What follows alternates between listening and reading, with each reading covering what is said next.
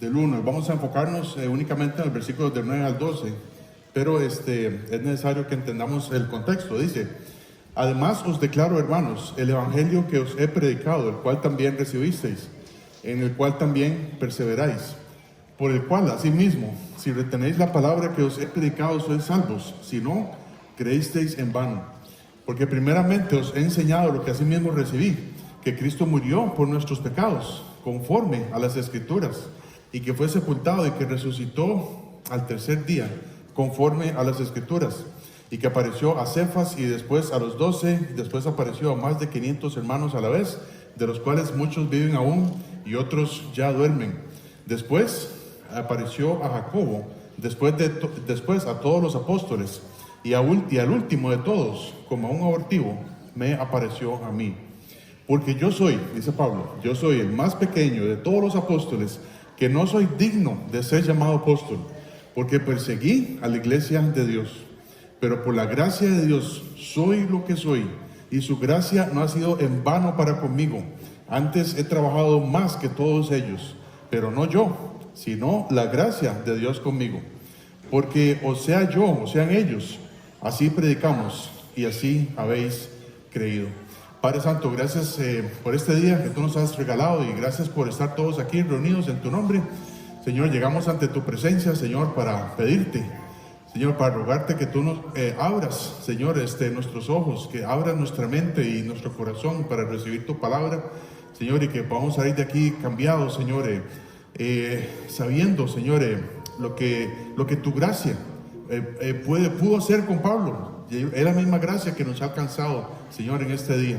Y es la misma gracia, Señor, que nos va a acompañar hasta el día de nuestra muerte y hasta que estemos contigo, Señor. Gracias, Señor, por esa gracia, por ese regalo inmerecido que tú nos diste. Y te pedimos que todo lo que vayamos a aprender hoy, Señor, quede atesorado en nuestro corazón. Y si hay alguna persona, Señor, que está aquí en este lugar, que no sepa, si muriera hoy, ¿dónde iría su alma, Señor? Que tú también, tu gracia, la pueda alcanzar, para que hoy puedan pasar la nueva vida que tú tienes preparado para él o para ella, Señor. En tu nombre oramos, en Cristo Jesús. Amén. Muy bien, como hemos aprendido, ¿verdad? 1 Corintios capítulo 15 es la plena mención de la resurrección de Cristo Jesús. Y más adelante, en las próximas semanas, vamos a ver. Entonces, bueno, si algunos en 1 Corintios, ahí en la iglesia de Corinto, estaban enseñando que está bien, o sea, que Cristo resucitó, ¿verdad? Y Pablo dice, hay más de 500 testigos oculares, ¿verdad?, que vieron a Cristo resucitado, ¿verdad? Después de que Cristo resucitó, Cristo estuvo 40 días aquí en esta tierra, enseñándoles a los discípulos, ¿verdad? O dándoles instrucciones de qué es lo que ellos tenían que hacer. Y dice Pablo, hay más de 500 hermanos que vieron a Jesús resucitado. Como hemos aprendido, si la resurrección de Cristo hubiera sido falsa, ¿verdad? Si Cristo no resucitó, hubiera sido fácil destruir ese rumor, ¿verdad? Y hubiera sido fácil, pero no. Dios quiso dejarlo bien claro. Entonces, Dios quiere que también creamos en el hecho de que Dios levantó a los muertos, desde los muertos a Jesús. Amén. Muy bien. Entonces, si nosotros creemos en Él, dice la Biblia en Juan 3:16, porque de tal manera amó Dios al mundo, que ha dado a su Hijo unigénito, para que todo aquel que en Él cree no se pierda, mas tenga vida eterna. Y todo aquel es todo aquel, ¿verdad? Algunos quieren enseñar que este versículo, eso son para todos aquellos que estuvieron en ese momento. No, es para todos. Cristo murió por toda la raza humana. Entonces, Dios quiere que creamos en Él para ser salvos y punto. Eso es lo único que se necesita para ser salvos. Pero mucha gente quiere añadirle al evangelio obras y quiere decir, no, hay que ir a misa, hay que ir a la iglesia, hay que diezmar, No. Para ser salvos simplemente se necesita creer en Jesucristo y que Dios le levantó de entre los muertos. Entonces, la semana pasada La semana pasada vimos que como cristianos también nosotros necesitamos aprender a andar en ese poder de la resurrección. Porque muchas veces pensamos que la resurrección o el poder que Dios levantó a Cristo de entre los muertos sirve también para nuestra salvación. Pero el hecho es que andar en el poder de la resurrección es para hoy, es para mañana, hasta que Cristo venga por mí. Y yo tengo que andar en ese poder. Entonces, para eso explicamos, ¿verdad?, que es necesario examinarnos en el Evangelio. Pablo en muchas ocasiones, él escribe, usted tiene que examinarse para ver si están en el Evangelio o no. Tenemos que entender el Evangelio, ¿verdad? El Evangelio es que Cristo murió, Cristo fue sepultado y que Cristo resucitó. Ese es el Evangelio. Y también como creyentes tenemos que exponer el Evangelio, dar nuestra vida por el Evangelio. Eso fue lo que hicieron los discípulos. Recordemos que los apóstoles, ¿verdad?, que estuvieron con Jesús durante los 3 años, ¿verdad?, que ellos estuvieron con Jesús ahí, ellos casi no hicieron mucho, ¿verdad? Después, cuando Cristo resucitó, a ellos, ahora sí, ese es el turno de ellos. Y hoy en día, hermanos, es el turno de nosotros. Dios quiere llevar el Evangelio a través de nosotros. Y a veces decimos, híjole, pero ¿por qué Dios no pensó en mandar a los ángeles, ¿verdad?, para que ellos convencieran al mundo? Nos dejó a nosotros.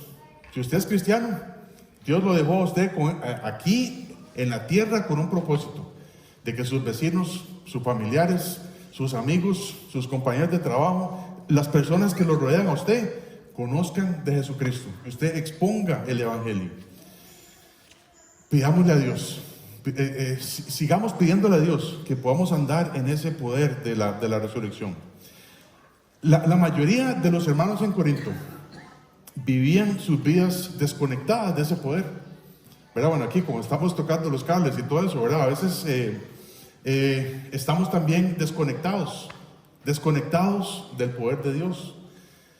El mayor problema que tenían los hermanos en Corinto eran que no eran sumisos a la autoridad, no eran sumisos a la autoridad que Dios les había puesto a los líderes, ¿verdad?, que ellos tenían. Y ellos querían hacer lo que ellos querían, ¿verdad? Querían hacer lo que les daba la gana, ¿verdad?, para que lo entendamos. Y por eso es que muchos tenían grupitos, ¿verdad? Y unos decían, bueno, yo soy de Pablo, yo soy de Apolos, yo soy de Cefas, ¿verdad?, de Pedro. Y algunos espirituales decían, yo soy de Cristo. No, a mí no me interesa, yo soy de Cristo. Pero el asunto es que ellos no estaban siendo sumisos, no estaban siendo obedientes a la autoridad que Dios les había puesto. Y el problema es que cuando nosotros como cristianos no estamos siendo obedientes o sumisos a la autoridad, estamos siendo rebeldes. Y vamos a causar división en la iglesia, aunque ni siquiera lo estemos pensando. Otro problema, ¿verdad?, que ellos tenían específicamente hablando de esto de la resurrección. Ellos, estaban también orgullosos, estaban envanecidos, ¿verdad? Y explicamos esto al principio cuando estábamos viendo ese término, envanecido, orgulloso. Es como pensar en el pez globo, ¿verdad? ¿Alguien ha visto el pez globo? No, se acuerda, ¿verdad? Cuando es el pez globo y se asusta y ¡pum!, ¿verdad? Él se infla, ¿verdad? Y es una protección que los peces globo tienen. Muchos de nosotros ya traemos también esa protección, ¿verdad? Pero los hermanos en Corinto estaban orgullosos, inflados, ¿verdad? Inflados por su sabiduría. Y muchos se habían entrometido, ¿verdad? Muchos falsos maestros se habían entrometido porque ellos estaban viviendo en la cultura griega. Y los griegos no creían en la resurrección. Y unos también estaban enseñando, bueno, está bien que Cristo resucitó, pero los cristianos no van a resucitar. Los cristianos se van a morir y punto ya, ¿verdad? Es interesante, ¿verdad?, lo que uno escucha cuando va a hablar con las personas acerca del Evangelio. Y ahí, una pareja nos comentaba ayer, no, es que esto es el infierno. Esto es el infierno que estamos viviendo. Y yo les dije, bueno, ese es un infierno bonito entonces. Ese es un infierno precioso. Ese es el paraíso comparado con el infierno, ¿verdad? Si es el infierno de la Biblia, estamos hablando de otro infierno, ¿verdad? Y también uno dice, no, es que cuando uno ya se muere, ya, se acaban, se apagan las luces y vámonos. Hermanos, eso es lo que se está enseñando allá afuera. Y como nosotros como cristianos tenemos el deber, la tarea de seguir anunciando el verdadero evangelio. Para que nosotros no nos pase eso, como aquí a los hermanos en Corinto, para que nosotros no nos desconectemos del poder de la resurrección, es necesario que hagamos dos cosas: lo que éramos y lo que somos. Y es muy interesante, ¿verdad? Si usted lo piensa, Pablo está hablando de la resurrección. ¿Por qué es que se mete ahí con el testimonio de él? Lo que era, lo que fue Pablo, y ahora lo que es Pablo. Para que nosotros no nos desconectemos de ese poder de la resurrección, es necesario que entendamos esta mañana lo que éramos y lo que somos. En primer lugar, versículo 9, vamos a ver ahí el pasado de Pablo. Dice el versículo 9: porque yo soy el más pequeño de los apóstoles, que no soy digno de ser llamado apóstol, porque perseguí a la iglesia de Dios. Antes, ¿verdad? Como muchos, si algunos han leído la Biblia o tienen varios años de ser cristiano, sabemos, ¿verdad? Que Pablo antes se llamaba, ¿cómo se llamaba Pablo antes? Saulo, gracias. Entonces, el nombre de Saulo viene de Saúl, ¿verdad? ¿Y qué significa? Aquel que es pedido. Por supuesto, estamos hablando del rey Saúl, que fue pedido y deseado, ¿verdad?, por el pueblo de Israel. Dice así, 1 Samuel, capítulo 9. 1 Samuel 9, versículo 2.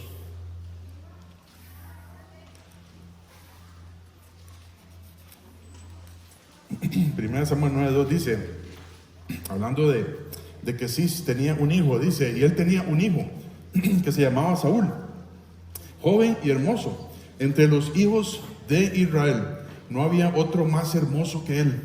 De hombros arriba sobrepasaba a cualquiera del pueblo, ¿verdad? Este hombre, Saúl, ¿verdad?, llegó a ser el primer rey de Israel, ¿verdad? Y fue casi que escogido por el pueblo.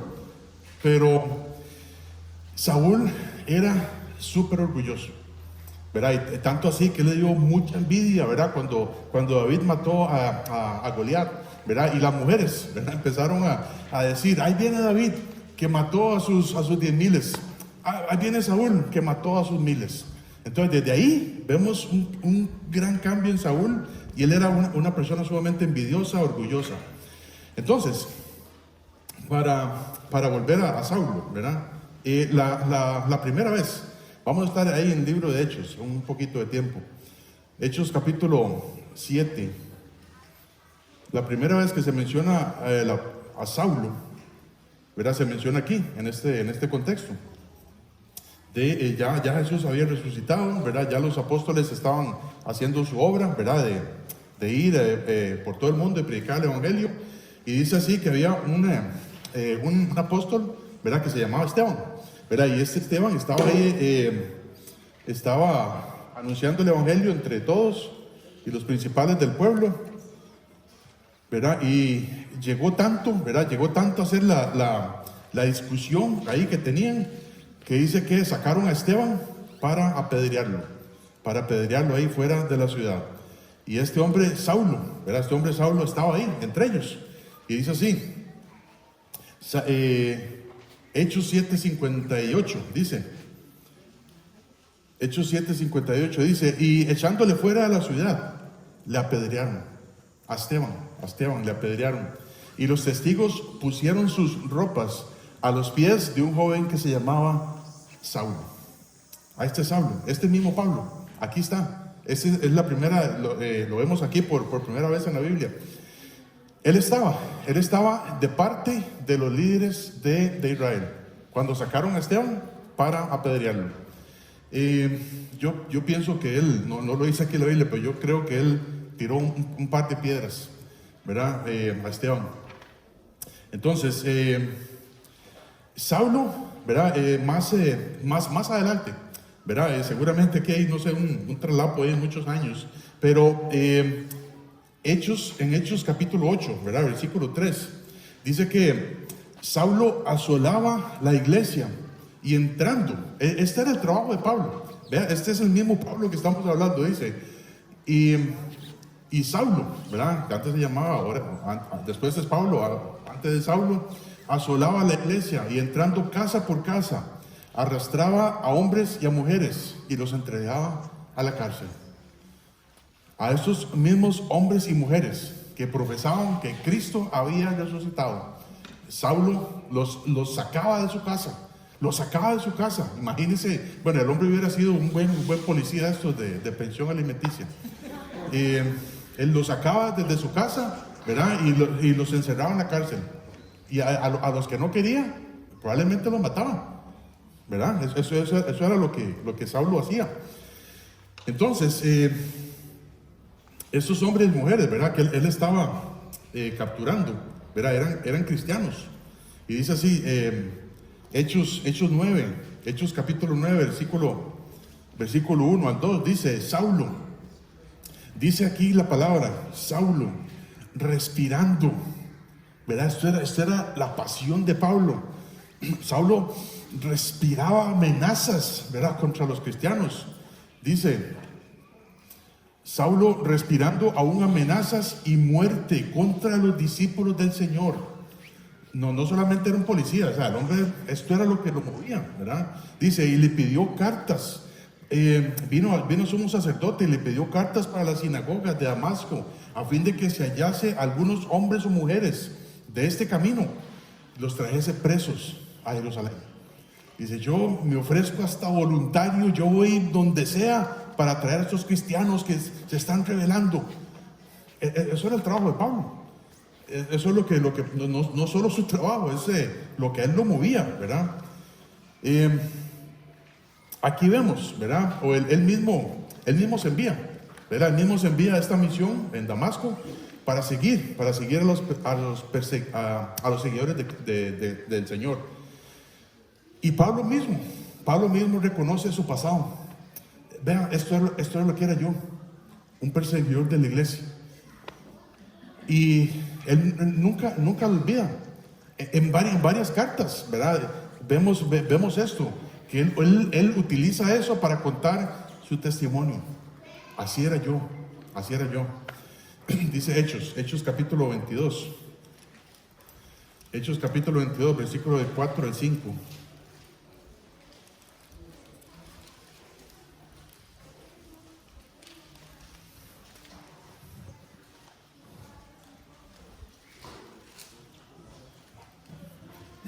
Hechos 22, de 4 al 5, dice, Pablo mismo hablando, dice, perseguía yo este camino, ¿verdad? Hasta la muerte. Ese era el trabajo de él, perseguir a los discípulos ahí en este camino hasta la muerte, prendiendo y entregando en cárceles a hombres y mujeres, como el sumo sacerdote también me es testigo, y todos los ancianos, de quienes también recibí cartas para los hermanos. Fui a Damasco para traer presos a Jerusalén, también a los que estuviesen allí, para que fuesen castigados. Esto era el trabajo de Pablo, hermanos. Dice así también Hechos capítulo 26. Hechos 26 del 9 al 11 dice, dice Pablo, yo ciertamente había creído en mi deber hacer muchas cosas contra el nombre de Jesús de Nazaret, lo cual también hice en Jerusalén. Yo encerré en cárceles a muchos de los santos, habiendo recibido poderes de los principales sacerdotes, y cuando los mataron, yo di mi voto. Dice, yo estaba de acuerdo que se murieran. Dice, y muchas veces castigándolos en todas las sinagogas, los forcé a blasfemar, y endurecido sobremanera contra ellos, los perseguí hasta las ciudades extranjeras. Esto era Pablo. Antes se llamaba Saulo, ¿verdad? Y Saulo tenía un celo, ¿verdad?, por obedecer a los líderes de Israel. Y él era una persona sumamente destacada por eso. Si alguien era un buen soldado, un buen general, un buen, no sé, discípulo de esos líderes religiosos, era Pablo. Y antes de su encuentro con el Señor, Saulo, ¿verdad?, era deseado. Saulo era celoso, fariseo, miembro del Sanedrín, ¿verdad?, y de los líderes religiosos de Israel, y le daban mucho énfasis a su nombre, ¿verdad? Este hombre Saulo, si yo le doy una tarea, el hombre la hace con mucho gusto. Él estaba convencido de que su deber era estar en contra del nombre de Jesús de Nazaret, porque estaba cegado por la incredulidad de sus superiores. Dice también más adelante en Gálatas 1:13, dice: porque ya habéis oído acerca de mi conducta en otro tiempo en el judaísmo, que perseguía sobremanera a la iglesia de Dios y la asolaba.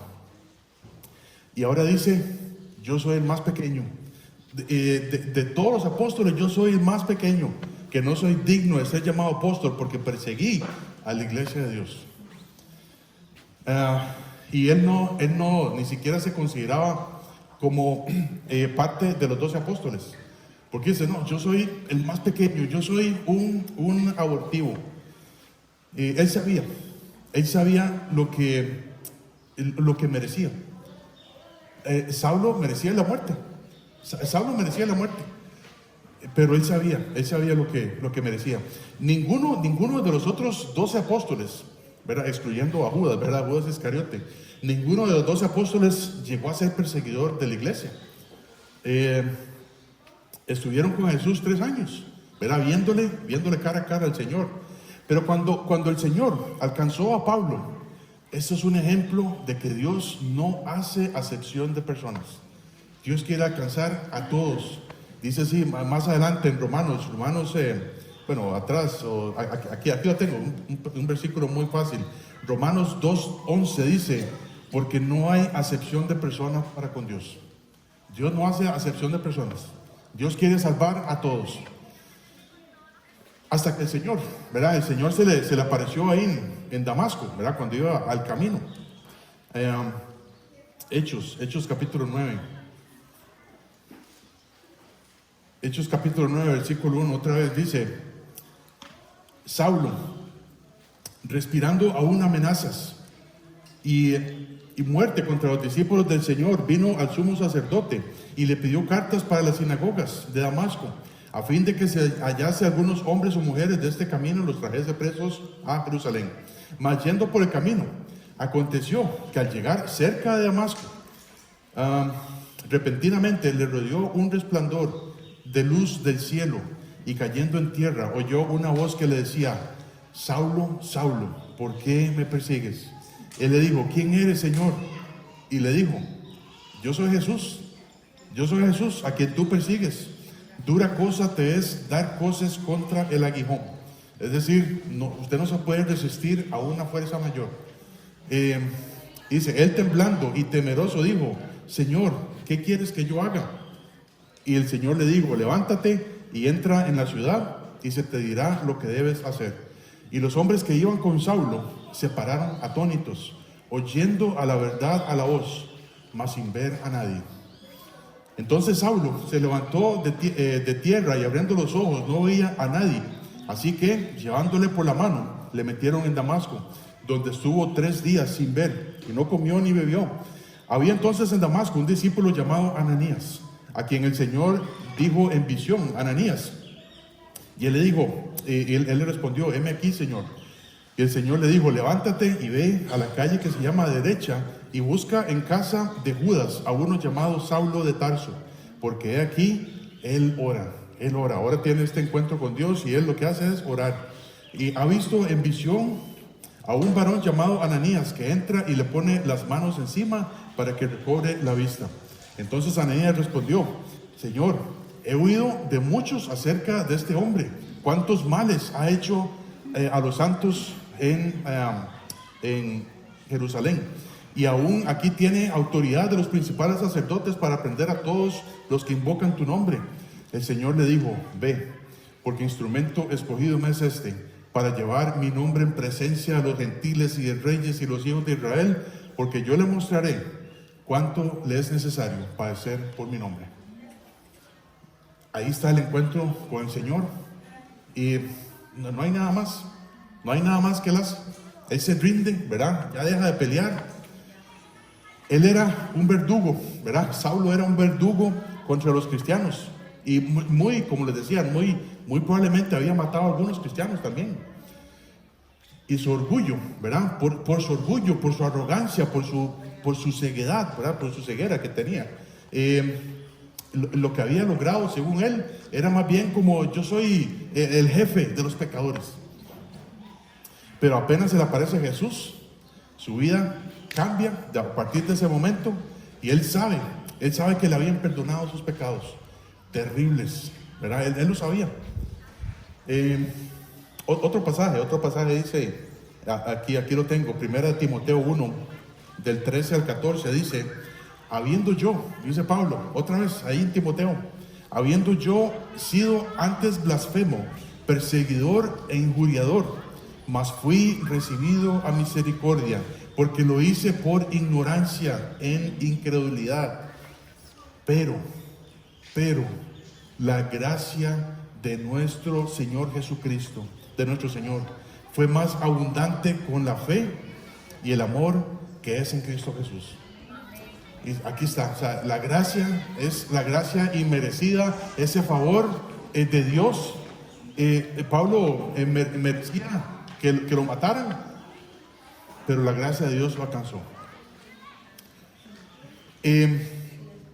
Nosotros, ¿qué era? 1 Timoteo 1, 13 y 14. Esto fue lo que pasó con Pablo. La gracia de Dios lo alcanzó. Yo creo que ninguno de nosotros tiene un testimonio así parecido, ¿verdad? Como el de Pablo, que antes era perseguidor de la iglesia, ¿verdad? Y todo esto. Pero dice la Biblia que antes nosotros éramos enemigos de Dios. Sin Cristo antes somos enemigos de Dios. Dice otra vez Efesios capítulo 2.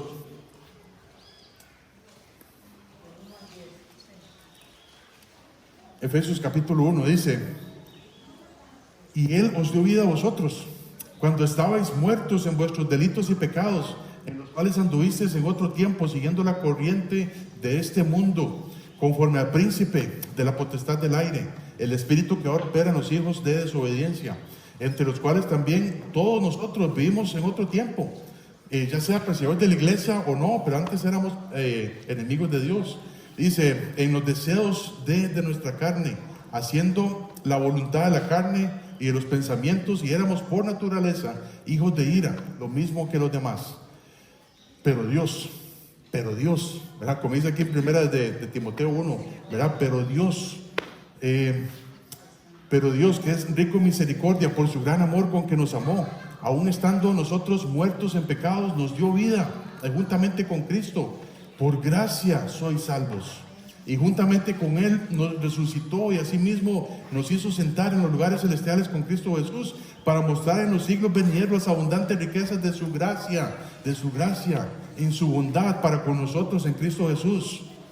Porque por gracia sois salvos, por medio de la fe, y esto no de vosotros, pues en don de Dios, no por obras, para que nadie se gloríe. Cuando la gracia de Dios nos toca, nos abre nuestros ojos, abre el Evangelio, y uno dice: ¿qué diantres estaba haciendo? ¿Verdad? Antes estaba pecando, antes estaba mintiendo, adulterando mi corazón, robando, diciendo cosas blasfemas. Y Dios hace que el Evangelio resplandezca ahí, como a Pablo en ese camino que él iba, se le resplandeció ahí el Señor. Cuando la gracia de Dios lo toca a uno, hermanos, uno sabe lo que estaba haciendo. Como Pablo dice: yo no sabía que era perseguidor de la iglesia, hasta que el Señor me alcanzó. Y por haber creído en esa gracia, ¿verdad? Por medio de la fe. Ahora somos nuevas criaturas. Somos hechos para andar en buenas obras, ¿verdad? Comienza aquí Efesios 1:10. Y aún así, ¿verdad? Dios nos da, o sea, aún así, ¿verdad? Éramos enemigos de Dios, éramos quebrantadores de su ley, ¿verdad? Para siempre. Y aún así, la gracia de Dios nos toca, ¿verdad? Y nos hace obras, nos hace dar, Dios prepara obras para que andemos en ellas. Dios nos da un trabajo para que andemos en ese trabajo, que tiene que ver con evangelismo y discipulado. Y esa gracia no se queda ahí. Esa gracia no se queda ahí, no se queda en el momento en que Dios nos salvó. Esa gracia es, ocupamos esa gracia de Dios todos los días de nuestra vida. Esa gracia de Dios nos debe acompañar siempre. Porque si olvidamos su gracia, si olvidamos que Dios no tenía ningún deber en salvarnos, cuando olvidamos la gracia de Dios, es muy fácil desviarse de los caminos de Él. Es muy fácil decir, bueno, ahora yo puedo hacer esto, ahora yo puedo discipular a la gente, ahora yo voy a evangelizar, ahora yo voy y traigo visitas a la iglesia, ahora yo voy y sirvo en la iglesia. Cuando uno lo que tiene que decir es, no, yo no puedo hacer nada de eso, sino antes es por la gracia de Dios. Y entonces uno dice, por la gracia de Dios yo puedo ir a evangelizar. Por la gracia de Dios yo puedo discipular. Por la gracia de Dios yo puedo traer visitas a la iglesia. Por la gracia de Dios yo sirvo en lo que sea. Es por la gracia de Dios, hermanos. Por la gracia de Dios estamos aquí en este lugar. Por la gracia de Dios estamos hasta respirando. Porque lo que merecemos es que Dios nos mate por haber pecado. Pero su gracia nos alcanzó, ¿verdad? Yo cuando tenía 17 años de edad, yo le dije, Señor, me arrepiento de mis pecados, yo no quiero seguir en esta vida pecaminosa. Yo pongo mi fe en lo que usted hizo por mí. En ese momento, la gracia de Dios me alcanzó. Hermanos, debemos de reconocer siempre la gracia de Dios en todo lo que hagamos. Hasta el momento que nosotros abrimos nuestros ojos, hasta cuando estamos trabajando, cuando estamos haciendo lo que sea, es por la gracia de Dios. No es por nuestros propios méritos, no es porque yo soy más capaz que el otro, no, es por la gracia de Dios. Y esto Pablo lo sabía, y por eso casi que en todas sus cartas él dijo esto. Dice, yo era antes un desastre, yo era antes un perseguidor de la iglesia, yo no merezco nada, pero por la gracia de Dios, por la gracia de Dios, por la gracia de Dios. La gracia de Dios simplemente es el regalo inmerecido que Dios nos da. En segundo lugar, ¿verdad? Esto nos lleva al presente de Pablo, ¿verdad? Dice el versículo 10, el presente de Pablo, lo que somos. Dice, pero por la gracia de Dios soy lo que soy. Y su gracia no ha sido en vano para conmigo. Antes he trabajado más que todos ellos, pero no yo, sino la gracia de Dios conmigo. Ahora, el nombre de Pablo significa pequeño. Y esto va de acuerdo a su actitud de siervo que tiene para con el Señor Jesucristo. Ustedes saben, ¿verdad?, que en el Antiguo Testamento, muchas personas, ¿verdad?, o los santos, ¿verdad?, del Antiguo Testamento, muchos de los santos, después de que tuvieron un encuentro con el Señor, ellos se cambiaron el nombre, o Dios les cambió el nombre en algunos casos, ¿verdad? Por ejemplo, Jacob, ¿verdad? Antes el nombre de Jacob significaba engañador o suplantador, y ahora se llama Israel, ¿verdad?, que quiere decir el que lucha con Dios. Vemos a Simón, ¿verdad? Simón, que el discípulo del Señor, dice, el nombre de Simón quiere decir el que ha escuchado a Dios. Pero Jesús se lo cambia por Pedro, que quiere decir roca. Y ahora, aquel poderoso Saulo, el que era deseado y escogido, ahora es pequeño. Ahora es Pablo, que quiere decir pequeño delante de Dios. La palabra gracia solamente se menciona aquí en este versículo 3 veces. 3 veces, por la gracia de Dios, por la gracia de Dios, por la gracia de Dios. Y la gracia de Dios quiere decir que Él nos da a su favor, sin merecerlo, sin merecer nada. Saulo merecía que Dios le quitara la vida, pero lo sacó de su vida pasada para que fuera su siervo. Y él le dice a Ananías, tranquilo, vaya, porque yo le voy a mostrar cuánto tiene que padecer por mi nombre. Y ya sabemos un poco ahí de la historia de Pablo, todo lo que él padeció. En primer lugar, Pablo fue llamado para servir a Dios por su gracia, ¿verdad? Por la gracia de Dios. No solamente Dios salvó a Pablo, sino que lo apartó para una misión especial, para que él fuera el apóstol a la iglesia. Hoy en día no hay apóstoles ya. Tenemos un apóstol, uno solo, y se llama Pablo. Si alguien dice, es que yo soy apóstol, no le crea, eso es mentira. Ayer nos topamos un apóstol, bueno, doña María nos topó un apóstol. Usualmente tienen 3 nombres, ¿verdad? Yo quería preguntarle, pero no tuve la oportunidad. Hoy en día no hay apóstoles, hermanos. Solo tenemos un apóstol, se llama Pablo.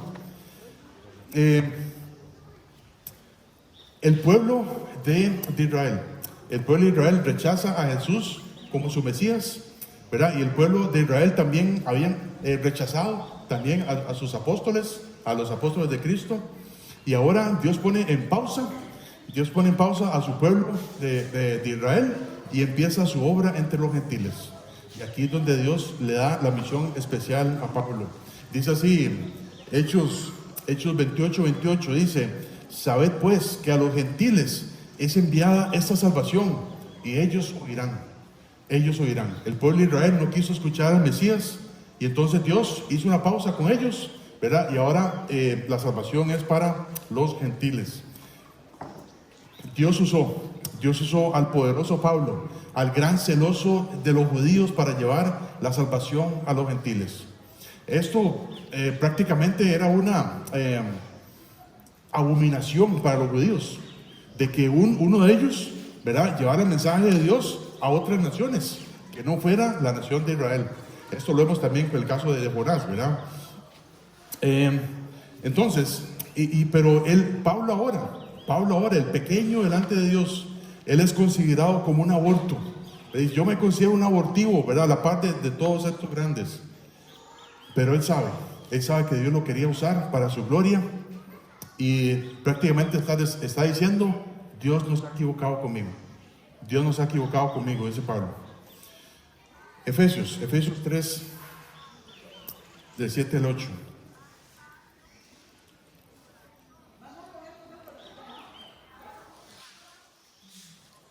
Efesios capítulo 3, del 7 al 8 dice, del cual yo fui hecho ministro por el don de la gracia de Dios que me ha sido dado, de lo cual yo fui hecho ministro por el don de la gracia de Dios que me ha sido dado según la operación de su poder.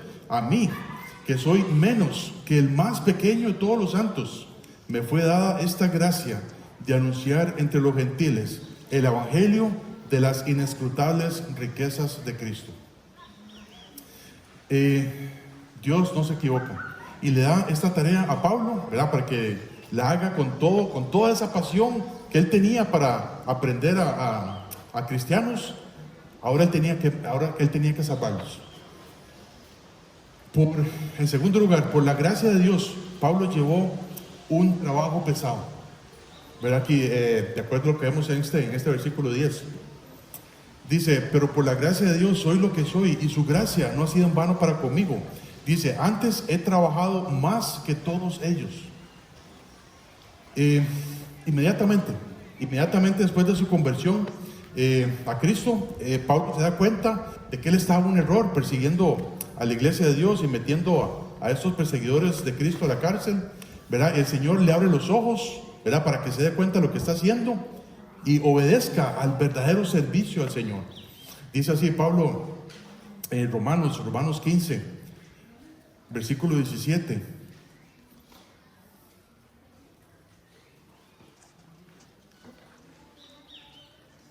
Romanos capítulo 15, versículo 17 al 20 dice: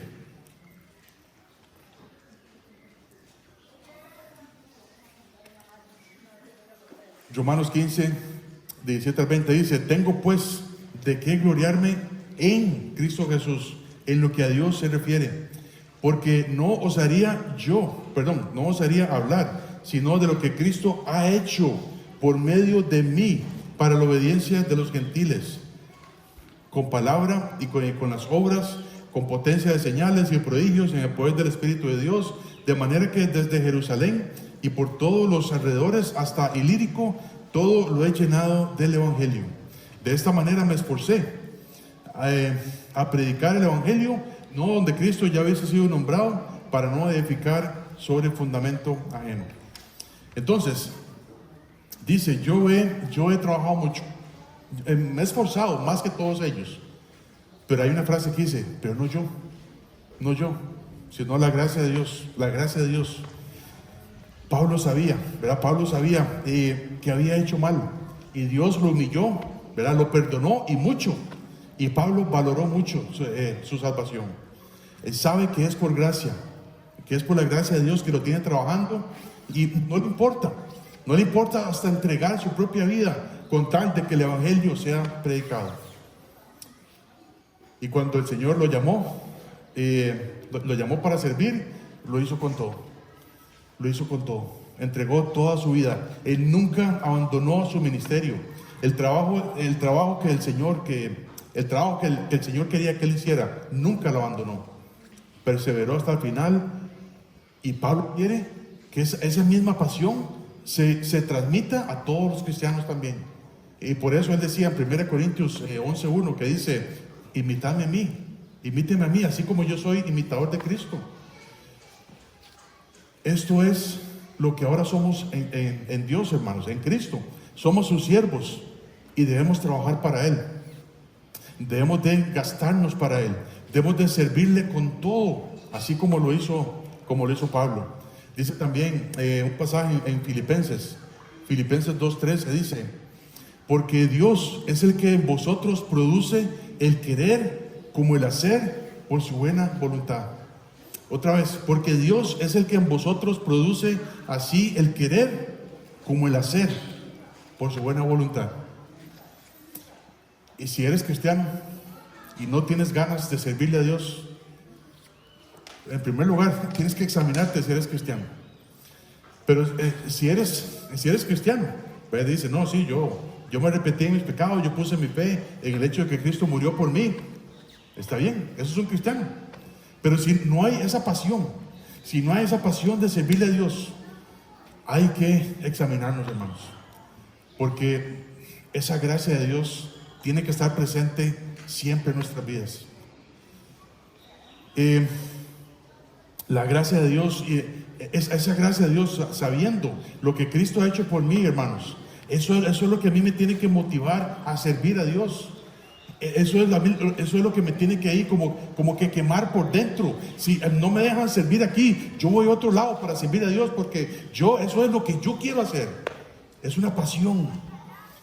Y lo que nos va a costar, servir a Dios, no es nada comparado jamás con la obra que Cristo ha hecho por nosotros.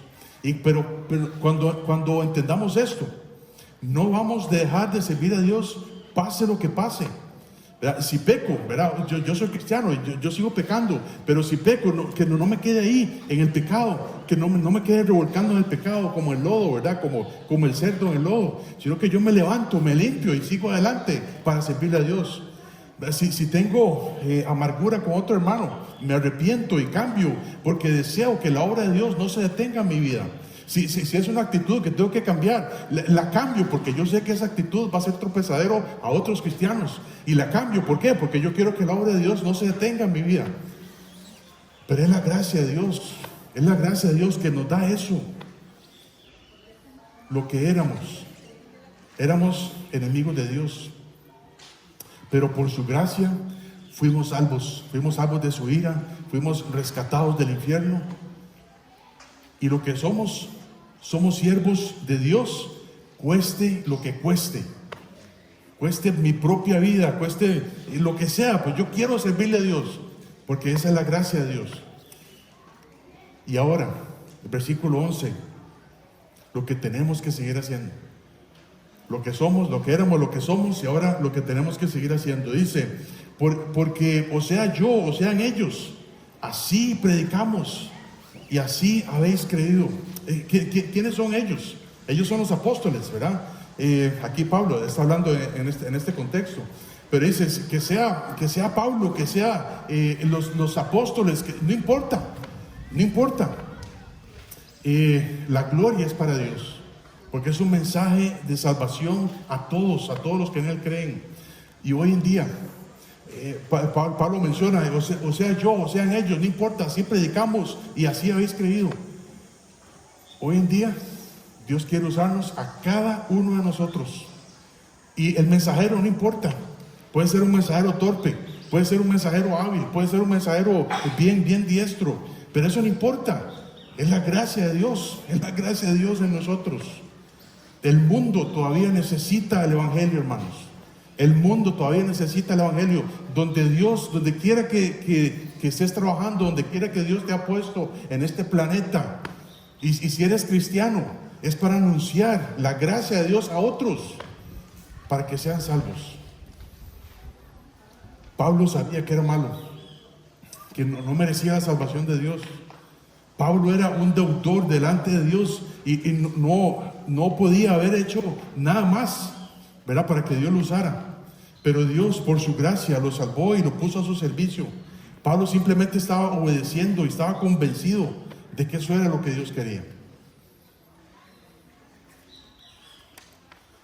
Dice 1 Corintios 2:2, dice, pues me propuse no saber entre vosotros cosa alguna, sino a Jesucristo y a este crucificado. Y dice 1 Corintios 9:16, pero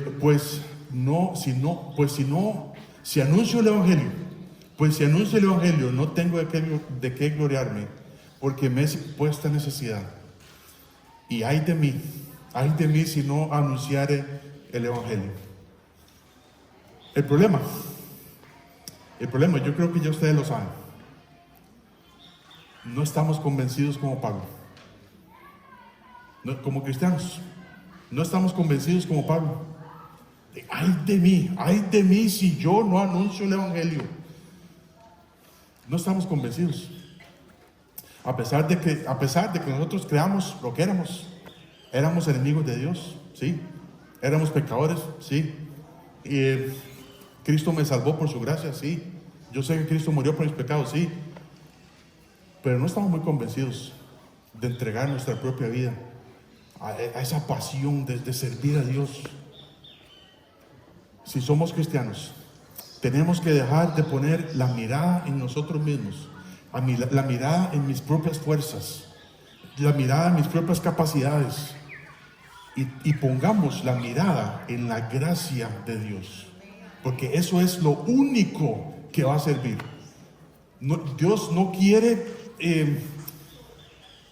Dios quiere usarnos tal y como somos, pero Dios no quiere nuestra arrogancia, Dios no quiere nuestra prepotencia.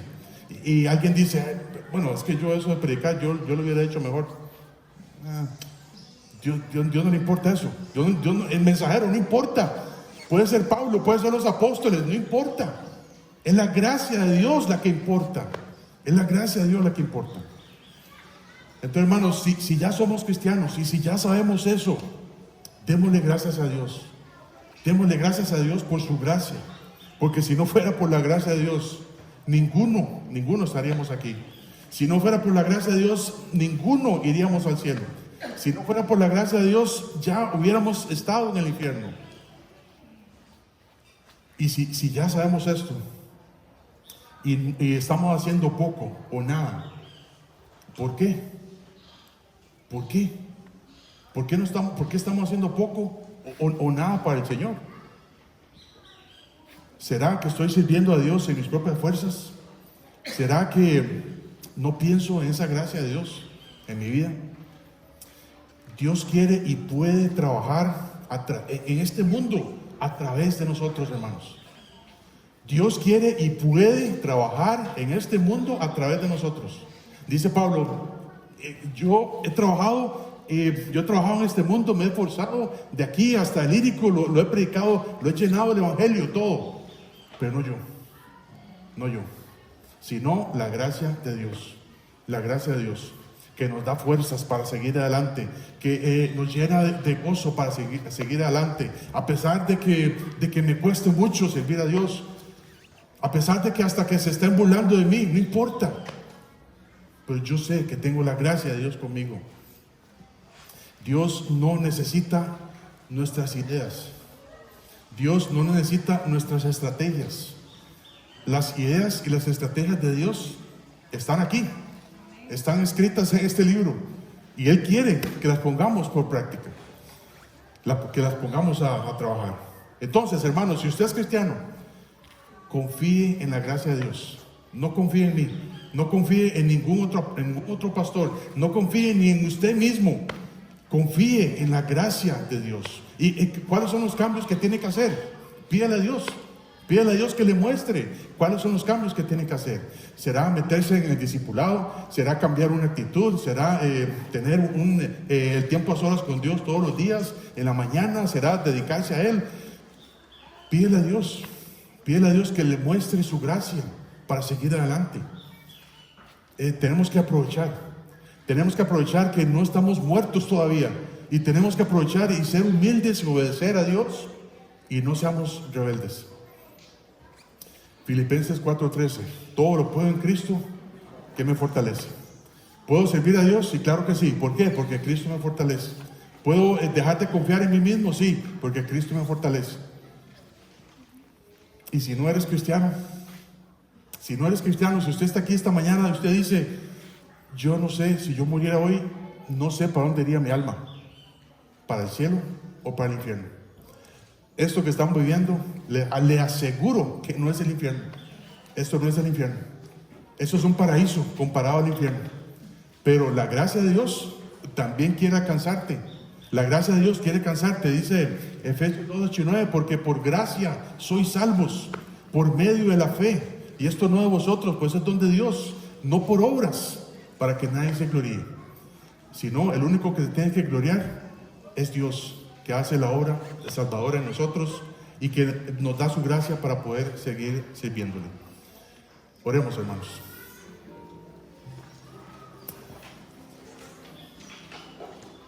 Aarón, ¿quieren dirigirnos en oración, por favor?